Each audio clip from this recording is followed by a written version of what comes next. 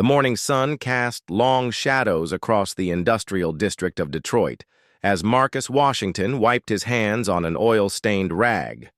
At 28, he had already spent 10 years working with engines, learning every bolt, every wire, and every secret that machines kept hidden beneath their metal shells.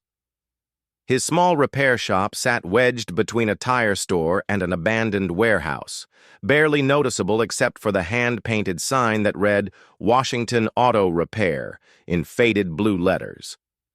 Marcus had inherited more than just his father's name. Samuel Washington had been a mechanic during the golden age of American automotive manufacturing, when Detroit hummed with the sound of assembly lines and dreams of prosperity. But those days had passed, and Marcus found himself struggling to keep his father's legacy alive in a world that seemed to have moved beyond small, independent repair shops. The bell above his door chimed as Mrs. Rodriguez entered with her weekly complaint about her ancient Buick. Marcus smiled genuinely, wiping his hands clean before greeting her. She had been coming to his shop for 3 years, ever since her regular mechanic had retired. Her car was older than some of his tools, but Marcus treated it with the same care he would give to a luxury vehicle. "Morning, Mrs. Rodriguez. Let me guess, the engine is making that rattling sound again?" She nodded, her weathered face showing both frustration and trust. "You're the only one who can make it purr like a kitten, Marcus.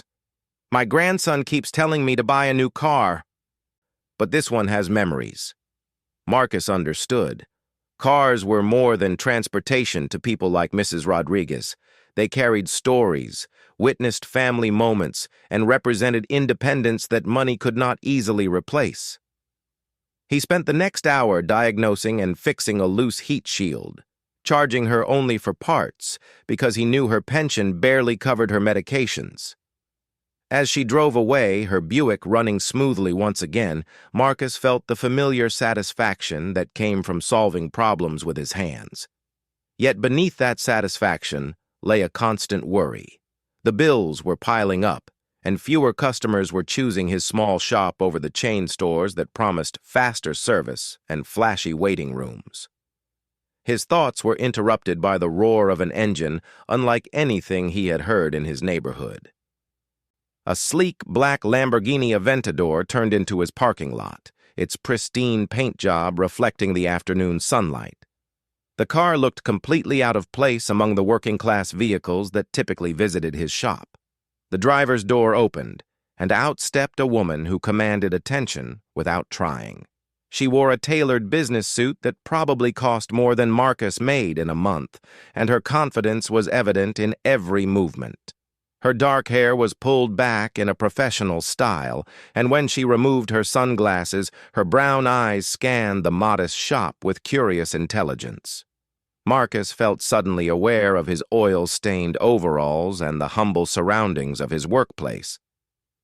The woman approached him with purposeful steps, her heels clicking against the concrete floor. "Are you the owner?" she asked, her voice carrying an authority that suggested she was accustomed to being in charge. "Yes, ma'am. Marcus Washington. How can I help you?" She extended her hand for a firm handshake. "Victoria Sterling. I have a problem, and I've been told you might be able to solve it." Marcus tried to place the name, feeling like he should recognize it. Victoria Sterling walked around her Lamborghini, pointing to the engine bay. "This car represents a significant investment, Mr. Washington. It's been to 3 different shops in the past month, including the authorized dealer. Each one has assured me they've fixed the problem, yet it persists." She described an intermittent power loss that occurred at high RPMs, accompanied by a subtle vibration that other mechanics had dismissed as normal. Marcus listened carefully, asking specific questions about when the symptoms appeared and under what conditions. His reputation for solving difficult problems had apparently reached even the wealthy circles that could afford cars like this. "Most mechanics look at a car like this and see dollar signs," Victoria continued. "They run expensive diagnostics, replace parts that don't need replacing, and send me a bill that would fund a small business. But the problem remains." Marcus nodded, understanding her frustration. Expensive cars often intimidated mechanics into overthinking simple problems or encouraged them to recommend unnecessary repairs to wealthy customers they assumed wouldn't question the costs. "Would you mind if I take a look?" Marcus asked, already moving toward his tool chest. Victoria stepped back, watching as Marcus opened the hood of the Lamborghini. The engine bay was a work of art, with every component precisely engineered and beautifully finished. But Marcus didn't see beauty or intimidation. He saw a machine with a problem that needed solving. He spent several minutes simply observing, noting the layout and identifying components. Then he started the engine and listened with the trained ear of someone who had spent years learning the language that machines spoke. After a few minutes, he asked Victoria to rev the engine while he observed from different angles. "There," Marcus said, pointing to a specific area near the intake manifold. "You hear that slight irregularity in the sound? It's almost like a whistle, but not quite." Victoria listened but couldn't distinguish what Marcus was hearing. To her, the engine sounded powerful and smooth. But Marcus continued his investigation, using a mechanic's stethoscope to isolate sounds from different parts of the engine. 20 minutes later, Marcus emerged from under the hood with a small smile. "I think I found your problem, but I'd need to remove a few components to be certain. The other shops probably missed it because it's not showing up on diagnostic computers." Victoria raised an eyebrow. 3 certified technicians with computer diagnostics couldn't find what you discovered in 20 minutes? "Sometimes the old-fashioned methods work better than computers," Marcus replied. "Machines have been talking to mechanics since long before we had digital scanners. You just have to know how to listen." Victoria studied Marcus carefully, noting the quiet confidence in his demeanor and the methodical way he had approached her car. She had built her career on reading people, and something about this young mechanic impressed her beyond his apparent skill with engines. "What would you charge to fix it?" she asked. Marcus thought for a moment, considering the complexity of the repair and the value of the vehicle. "If it's what I think it is, probably around $200 for parts and labor. But I won't know for certain until I get deeper into the engine." Victoria couldn't hide her surprise. The previous shops had quoted repairs ranging from $800 to $1,500. $200? Are you certain you can solve a problem that stumped 3 other mechanics for $200? "I'm confident I can solve it," Marcus replied. "But I don't believe in charging people for work that doesn't need to be done, regardless of what car they drive." For the first time since entering his shop, Victoria smiled. "Mr. Washington, you've just restored a bit of my faith in honest business practices. When can you start?" Marcus glanced at his appointment book, which had several empty slots. "I could start tomorrow morning if that works for you. Depending on what I find, it might take most of the day." Victoria nodded, then paused as if making a decision. "Mr. Washington, I'm curious about something. Why did you become a mechanic?" Marcus leaned against his workbench, considering the question. "My father was a mechanic. He used to say that fixing things was about more than just making them work again. It was about understanding how things fit together, solving problems that others couldn't solve, and helping people who depended on you."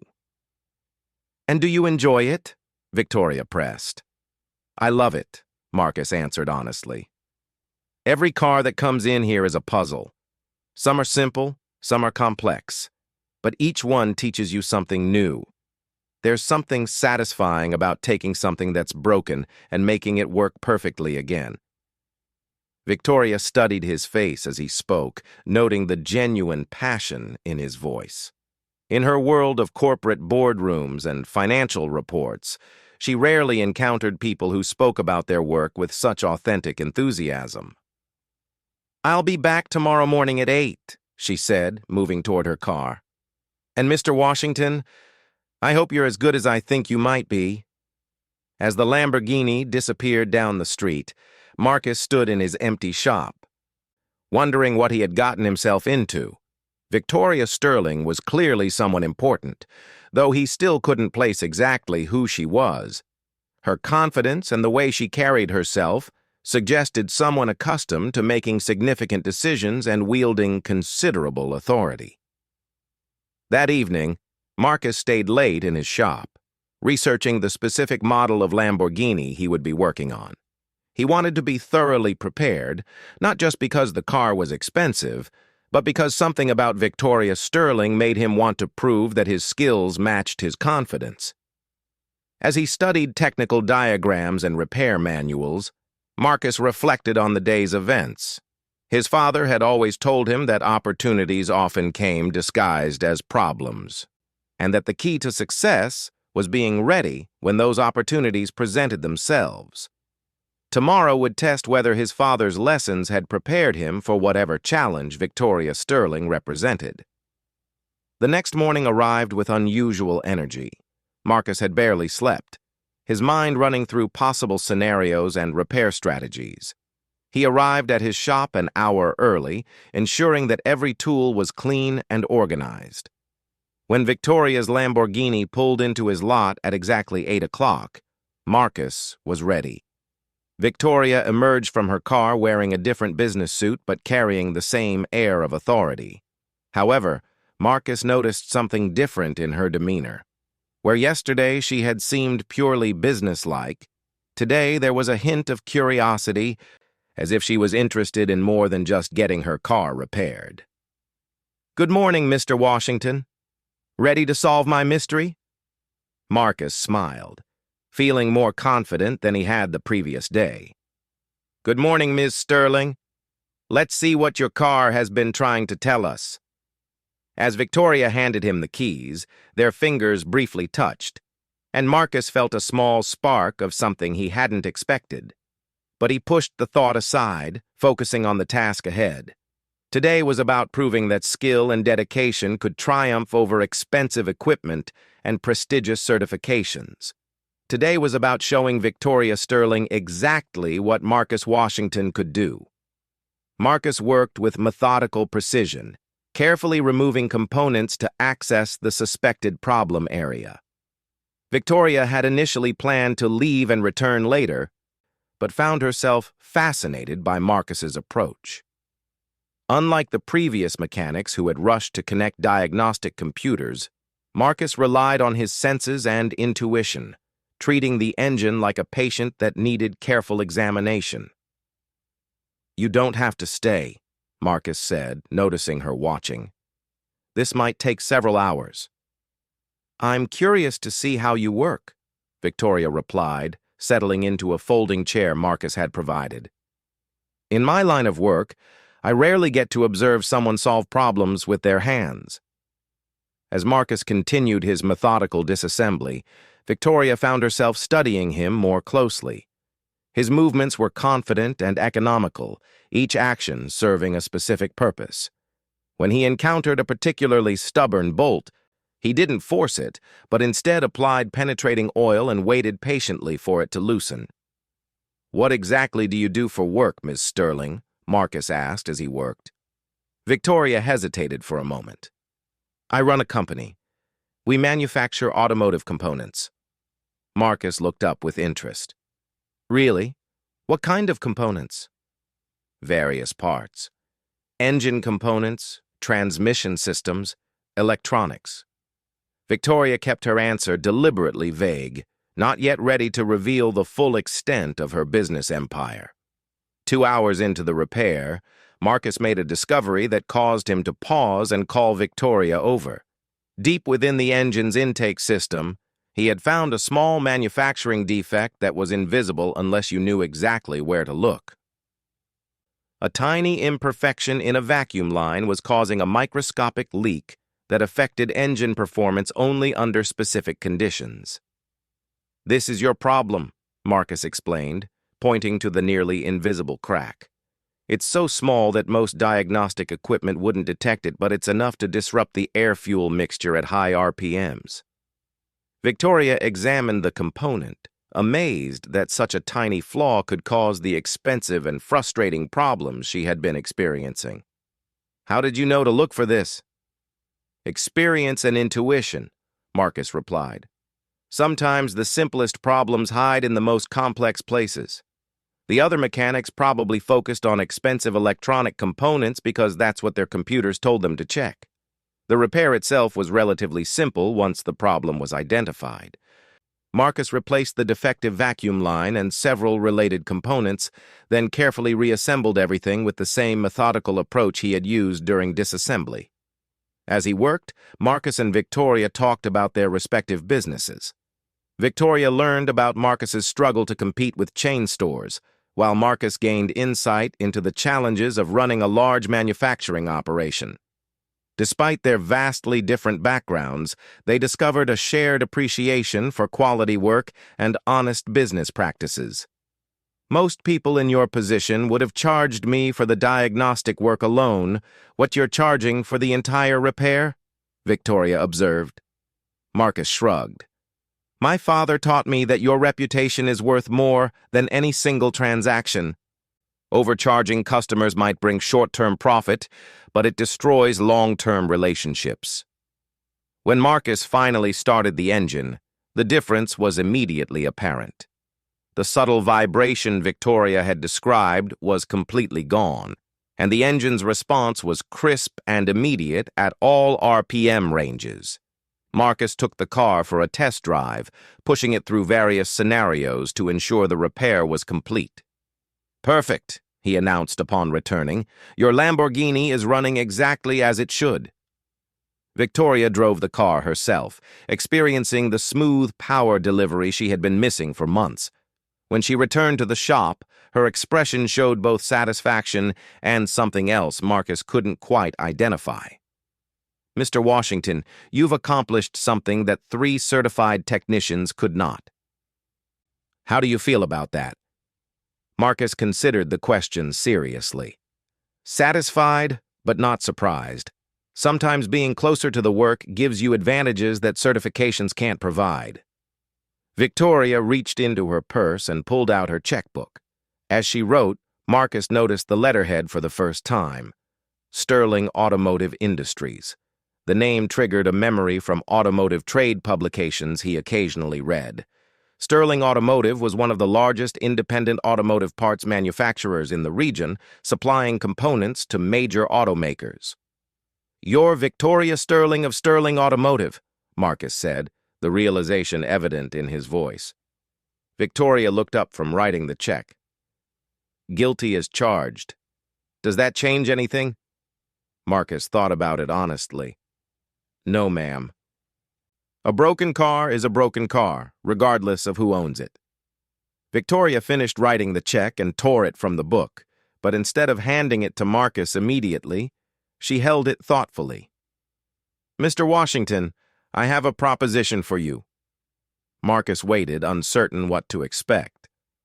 Sterling Automotive has been struggling with quality control issues on a new engine component we're developing.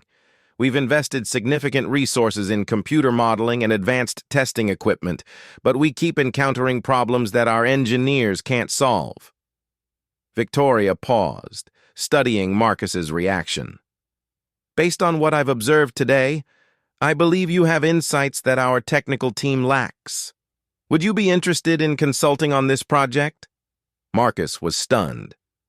The opportunity Victoria was describing could potentially transform his struggling business, but it also represented a leap into unfamiliar territory. Miss Sterling, I appreciate the offer, but I'm not sure I'm qualified to work with a company like yours.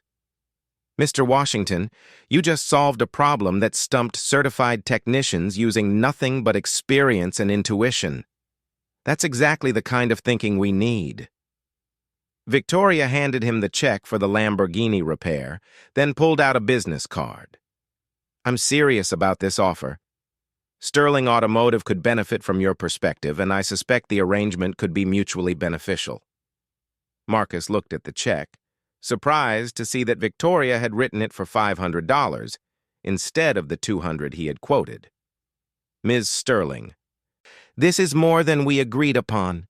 Consider it a bonus for exceptional service, Victoria replied, and call it an indication of how much I value quality work. As Victoria prepared to leave, she turned back to Marcus with an expression that was part business professional and part something more personal. "Mr. Washington, I'm hosting a small gathering this weekend for some business associates. Nothing formal, just dinner and conversation. Would you be interested in attending?" Marcus was caught off guard by the invitation. "I'm not sure I would fit in with your business associates, Ms. Sterling.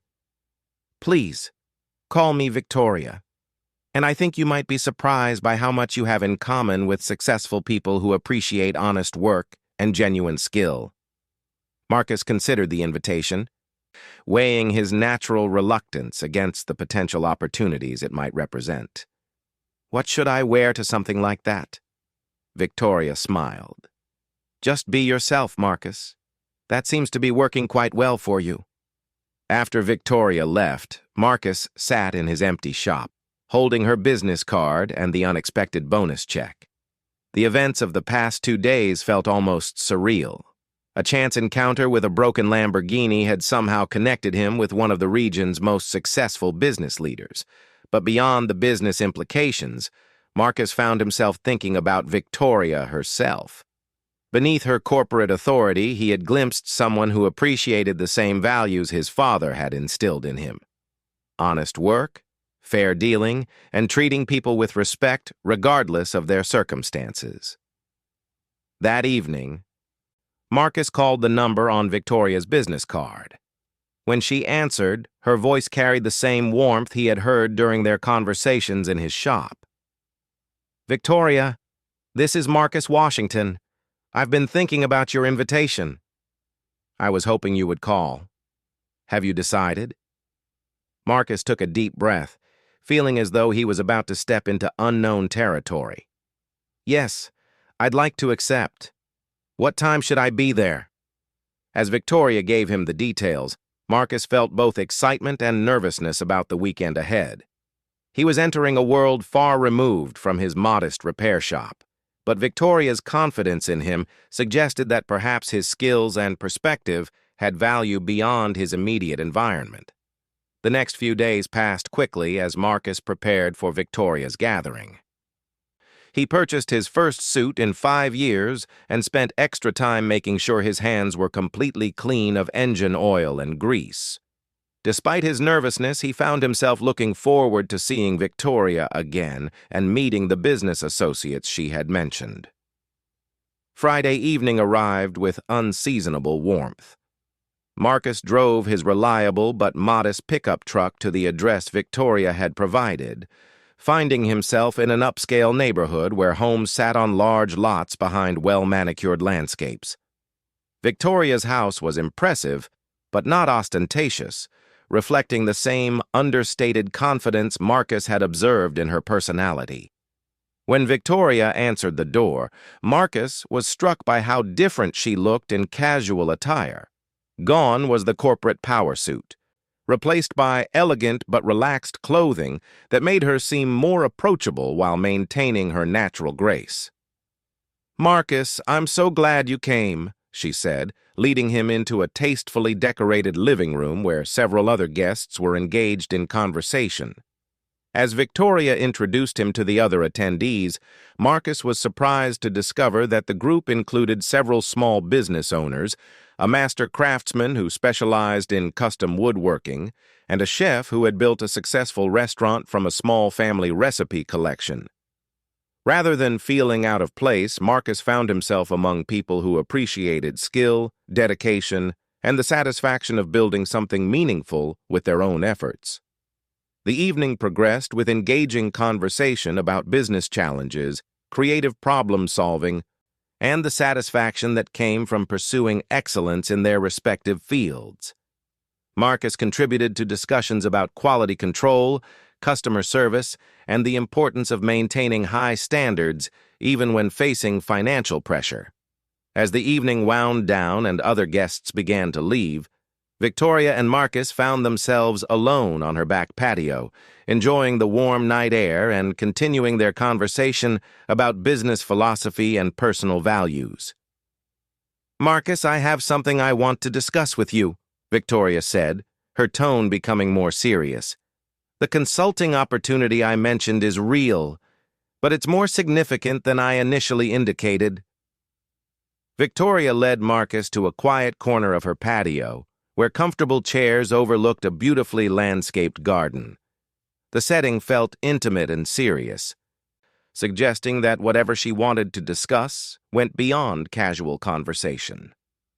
"Marcus, Sterling Automotive is facing a critical challenge," Victoria began. "We've developed a revolutionary new engine component that could transform fuel efficiency across the automotive industry. But despite millions of dollars in research and development, we can't solve fundamental performance issues that are preventing us from bringing it to market." Marcus listened intently, understanding that Victoria was trusting him with sensitive business information. "Our engineering team consists of brilliant people with advanced degrees from the best universities," Victoria continued. "They understand the theoretical science better than anyone, but they seem to lack the practical intuition that you demonstrated with my car." Victoria paused, studying Marcus's reaction before continuing. "I want to offer you a consulting position that could solve both of our problems.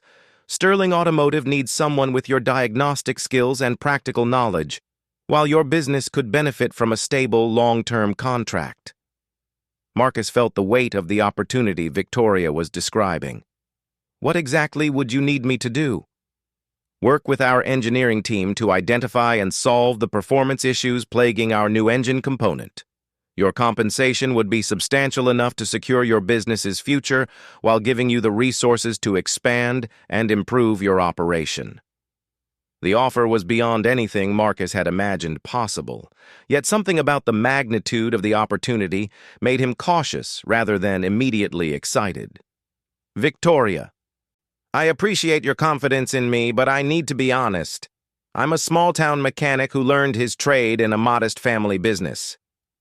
Are you certain I have the skills your company needs?" Victoria smiled, appreciating Marcus's honest self-assessment. "Marcus, yesterday you solved a problem that defeated 3 certified technicians and expensive diagnostic equipment. You did it using observation, intuition, and practical knowledge that can't be taught in engineering school." She leaned forward, her expression becoming more intense. "But there's something else I need to tell you. This consulting arrangement would require you to sign confidentiality agreements and work closely with my engineering team. It's a significant commitment that would change both of our lives." Marcus sensed there was more to Victoria's proposal than pure business considerations. The way she spoke about changing both of their lives suggested personal as well as professional implications. "Before I give you my answer, I need to understand something," Marcus said. "Why me? You must know dozens of qualified consultants and experienced engineers. What makes you think a small shop mechanic can solve problems that your entire technical team can't handle?" Victoria was quiet for a long moment, considering how to answer honestly. "Partly because you approach problems differently than formally trained engineers, but also because I've been impressed by your character as much as your technical skills." She stood and walked to the edge of the patio, looking out over her garden. "Marcus, I've built Sterling Automotive through determination and smart business decisions. But I've learned that technical competence means nothing without integrity and genuine dedication to excellence." Marcus joined her at the patio railing, sensing that Victoria was sharing something personal rather than delivering a business pitch. "In the past few days, you've shown me that it's possible to find someone who combines exceptional skill with honest values," Victoria continued. "That's rarer than you might think, especially in business environments where financial pressures often compromise quality and ethics." Marcus understood that Victoria was offering him more than a consulting contract. She was inviting him into a partnership that could transform both of their professional lives while potentially developing into something more personal. "Victoria, I need to ask you something directly," Marcus said. "Is this offer purely about business, or is there something else you're hoping might develop between us?" Victoria turned to face him, appreciating his direct approach. "I won't lie to you, Marcus. I'm attracted to your competence, your integrity, and your unpretentious confidence. But the business opportunity is real and substantial regardless of any personal feelings.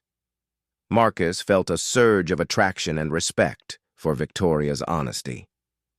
Her willingness to acknowledge the personal dimension of their relationship while maintaining focus on legitimate business considerations showed the same integrity he valued in his own work.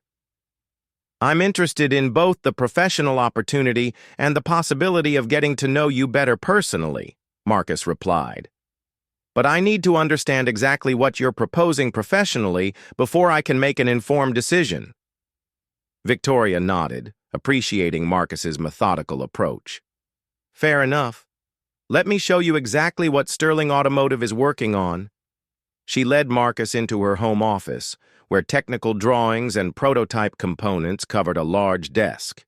The engine component Victoria's company had developed was elegantly designed, but clearly flawed in ways that weren't immediately obvious. Our computer models predict exceptional performance, Victoria explained, but every prototype we build suffers from vibration problems and premature wear that our engineers can't explain or solve.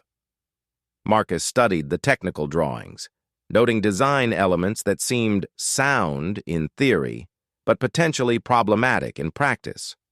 After several minutes of examination, he began asking specific questions about manufacturing tolerances, assembly procedures, and testing conditions. Have your engineers considered that the problem might not be in the component design itself, but in how multiple components interact during operation? Marcus asked. Victoria looked surprised. What do you mean?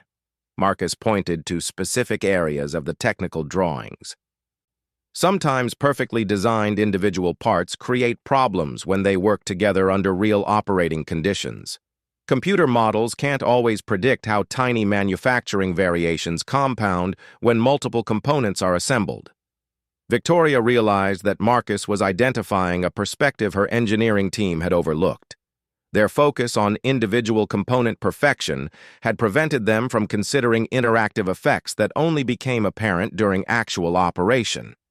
Marcus, I think you just identified the fundamental flaw in our development approach, Victoria said with growing excitement.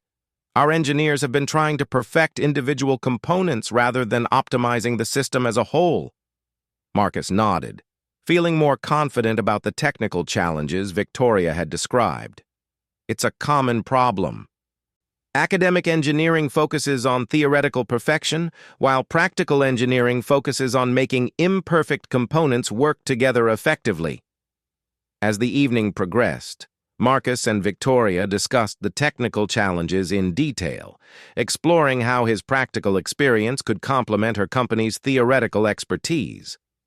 By midnight, they had outlined a consulting arrangement that would allow Marcus to maintain his independent business while working with Sterling Automotive on their critical project. There's one more thing I need to mention, Victoria said as they concluded their business discussion. Success on this project would mean substantial financial rewards for both of us.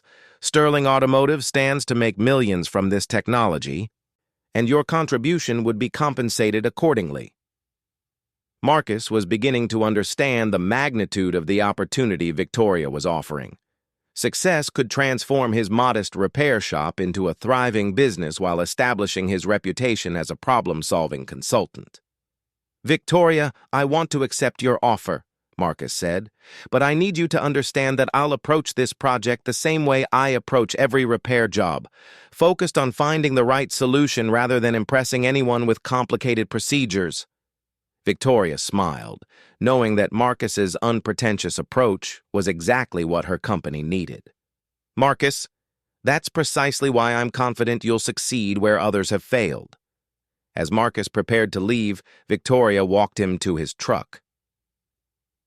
The evening had transformed their relationship from customer and service provider to potential business partners and something more personal. Marcus, there's something else I want to tell you, Victoria said, her voice taking on a more personal tone. When I made that comment about marrying you if you could fix my engine, I was joking. But after getting to know you better, I realized that you're the kind of man I could seriously consider building a life with." Marcus felt his heart racing at Victoria's unexpected confession. "Victoria, I feel the same way about you, but I want us to develop our personal relationship naturally, without it being complicated by business pressures." Victoria nodded, appreciating Marcus's thoughtful approach. "Agreed. Let's see how well we work together professionally before we explore what might develop personally." They shook hands to formalize their business agreement, but the handshake lingered longer than strictly necessary, acknowledging the personal connection that was developing alongside their professional partnership. 6 months later, Marcus stood in the expanded facility of Washington Auto Repair, watching his team of newly hired technicians work on a variety of vehicles. The consulting contract with Sterling Automotive had been extraordinarily successful, leading to breakthroughs that revolutionized the company's manufacturing processes and established Marcus as a sought-after consultant in the automotive industry. More importantly, his collaboration with Victoria had developed into a deep personal relationship built on mutual respect, shared values, and genuine affection. They had taken their time getting to know each other outside the pressure of business obligations, discovering compatibility that went far beyond their professional chemistry. When Victoria arrived for their lunch date, Marcus noticed she was carrying a small gift box and wearing an expression that suggested something special was planned. "Marcus, I have something for you," Victoria said, handing him the box. Inside, Marcus found a vintage wrench that had belonged to Victoria's grandfather, who had been a mechanic during the early days of automotive manufacturing. The inscription read, "To Marcus, who proved that the best solutions come from the heart as much as the head." "Victoria, this is beautiful, but I should be giving you gifts. Your consulting contract saved my business and gave me opportunities I never imagined possible." Victoria smiled, taking Marcus's hands in hers. "Marcus, you gave me something more valuable than any business success. You showed me that it's possible to find someone who combines professional excellence with genuine integrity." As they embraced, Marcus reflected on how dramatically his life had changed since the morning Victoria's Lamborghini had pulled into his modest shop.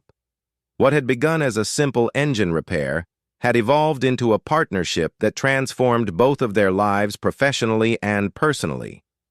The modest black mechanic had not only repaired Victoria's engine, but had also captured her heart through the simple virtues of honest work, genuine skill, and unpretentious confidence.